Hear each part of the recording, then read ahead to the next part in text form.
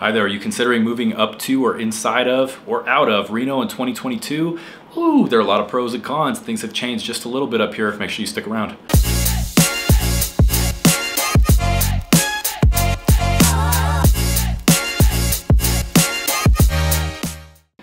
Hey everyone, Logan and Williamson here representing Williamson Professional Real Estate Sales. Thank you for stopping by the channel. If this is the first time that we are meeting, I'm a full-time real estate agent located right up here in Reno, Nevada. I'm born and raised up here in the area. I know the back roads of the back roads. I am a hyper-local source of information, and I want to help you with all things related to the lifestyle about living up here in Reno. Now, if you are looking for information about what it's like to live, eat, sleep, work, or play up here in Reno, Sparks, Carson City, Lake Tahoe, I want to help you. I'm licensed in both Nevada and California. I can help you all around the lake or anywhere in the Greater Reno area. Please reach out to me. Email, text, carrier pigeon, smoke signal, give me a phone call. I answer them all. You can reach me at any of my contact information that's going to be up here on the screen. I would love to help you out. If you haven't already done so, please consider subscribing to this channel, and please take just a second and give this video a like. What I've noticed is that the majority of people that are watching this content are actually not subscribed to the channel, and I would encourage you to hit that subscribe button. It would really help me out, and in turn, I would love to help you out, so please do so. Now, moving into 2022, we've got a lot to cover. Let's dive right in. A lot of people want to know about the pros and the cons of what it is to live here or what it's like to move up here to the Reno area, and I want to discuss that.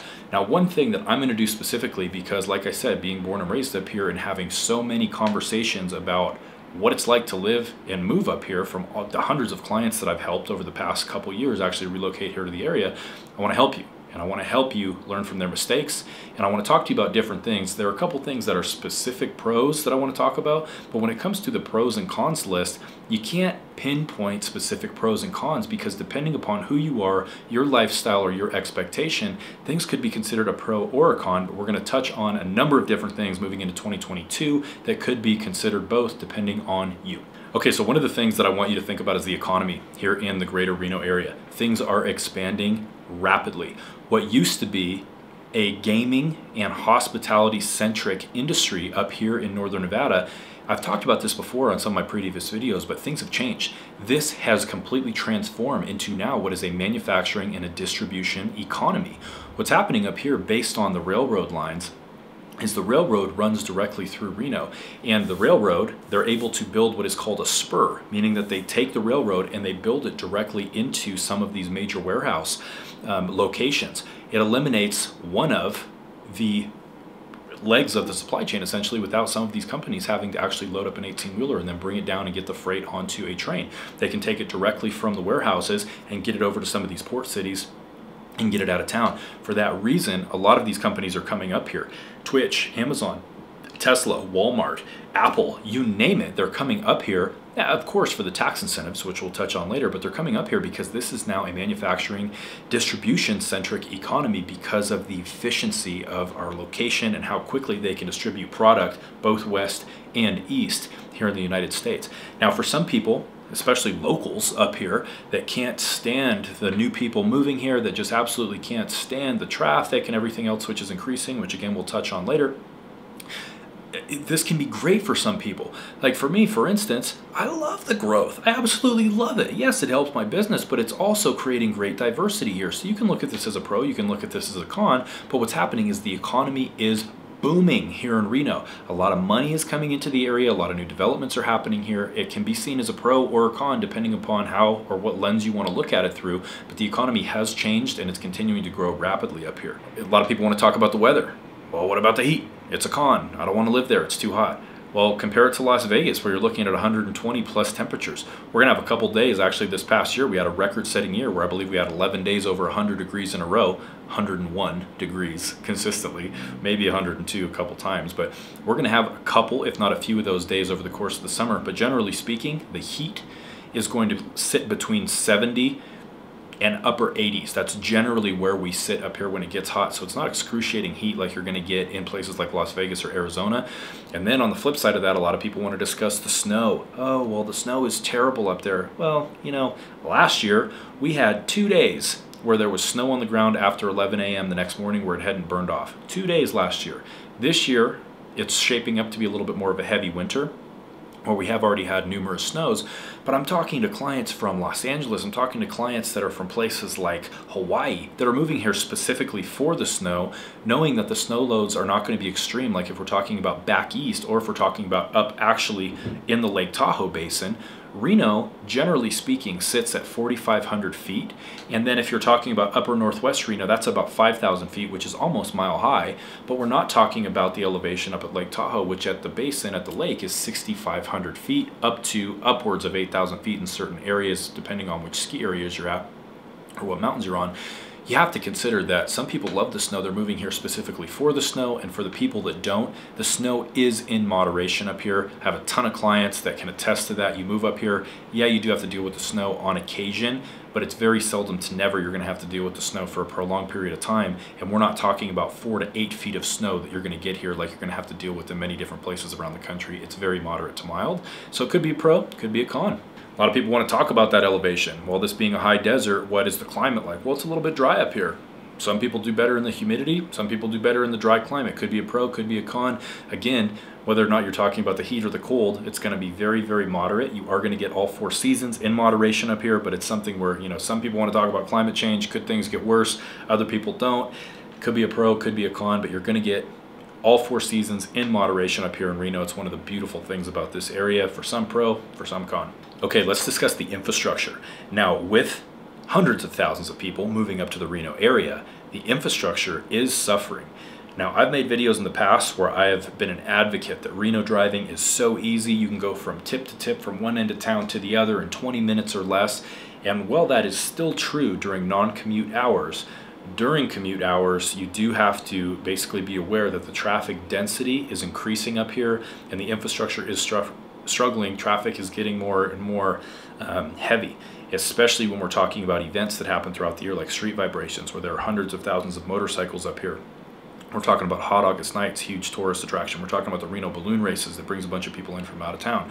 They are doing major improvements on the infrastructure. For instance, if you're talking about 580 South, which goes into Carson City, it used to take an hour and 15 minutes to get from Reno to Carson City. Now you can get there in 25 minutes without traffic. We also have the Veterans Parkway Loop, which is connecting basically the east side of town all the way to the south end of town, which has been fantastic. There are a lot of improvements that are being made directly downtown where I-80 East meets 580 North and South. They're doing massive infrastructure improvements on what we used to call the Spaghetti Bowl and different things down there by the Governor's Bowl, the old baseball stadium that they're taking out now to improve the infrastructure.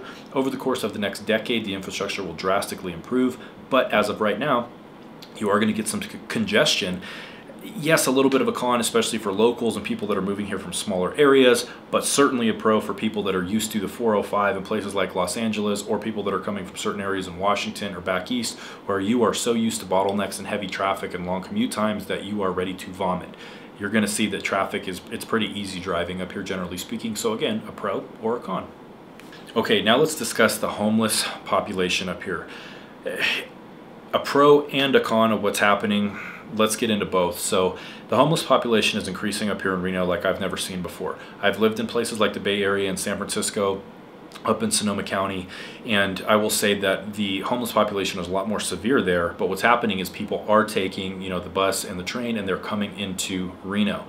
Now, what you have to consider is that the outskirts of Reno, basically the suburbs, if you will, or the outskirts of town, are not going to have any problem with the homeless population because Reno is spread out to the point where it doesn't make any sense for people to be out that far. And the reason for that, the reason why people stay centric to the downtown area that are homeless is because they need shelter because it gets cold up here. During the winter, it will drop down freezing and down to what could be 0 degrees, roughly. We don't get below 0. I don't think it's actually ever happened up here, but if it has, don't quote me on that, but it would be probably like 1 or 2 below 0 at the absolute coldest. But people would freeze to death out here, so they do need to take advantage of shelter. Now, what happens with these shelters is there is a curfew and there is a sobriety policy, so a lot of these people, when it's warm enough to sleep outside, they don't want to adhere to those rules. So during the summertime, and I live directly downtown on the river, what happens is you will see that it's more of a predominant problem during the hot months of summer than it is during the winter. During the winter, especially during the heart of winter, the homeless problem if you're going to call it that, is almost non-existent because people are in these shelters because it's darn cold up here. During the summer, yes, it is getting a little bit worse and worse. There are certain people that are moving up here to basically work in the industry of helping rehabilitate people. So you may see this as a pro, that the homeless population is quote unquote increasing up here. Some people see it as a con, but one thing that I want you to consider regardless is the fact that it is quite seasonal based on temperature. Okay, now that I've been the Grim Reaper, let's discuss the inevitable pros of moving up to Reno in 2022. Let's talk about income taxes, state income taxes. They're non-existent up here. There are 4 states primarily that people are wanting to move right now in North America. And those are Nevada, Texas, Tennessee, and Florida because of the lack of income tax. Now, enjoy that. It's awesome. Also, on the flip side of that, property taxes are relatively low. Now, if you look down in Las Vegas, where property taxes can run anywhere from roughly 0.6, 0.65 up to what could be 2%, it's a lot less severe here in Northern Nevada up in Reno. For instance, in Washoe County, taxes for properties are very, very simple. Our average property tax rate for our average 3-bedroom, 2-bath property up here is $1,700 per year annually, on average.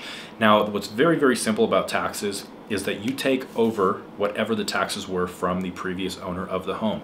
Very, very simple. Over the course of, usually it's every 5 or 10 years, Washoe County will do a blanket increase or decrease, usually an increase, in property taxes, saying, hey, we're going to raise property taxes by $3, by $6 this year.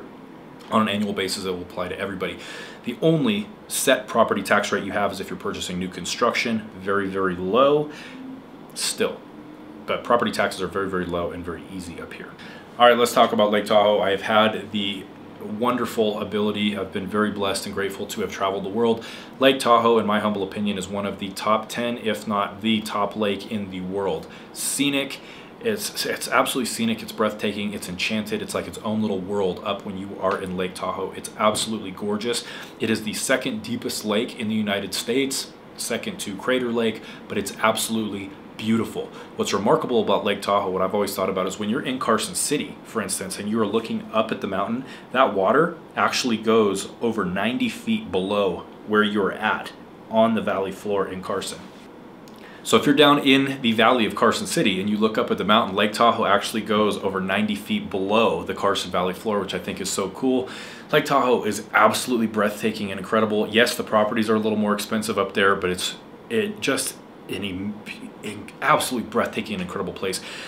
In my humble opinion, it's the most special thing about living in Reno is that Lake Tahoe is in our backyard. There are 8 major ski resorts, world-class skiing up in the vicinity of Lake Tahoe. They hosted the Winter Olympics at Squaw Valley.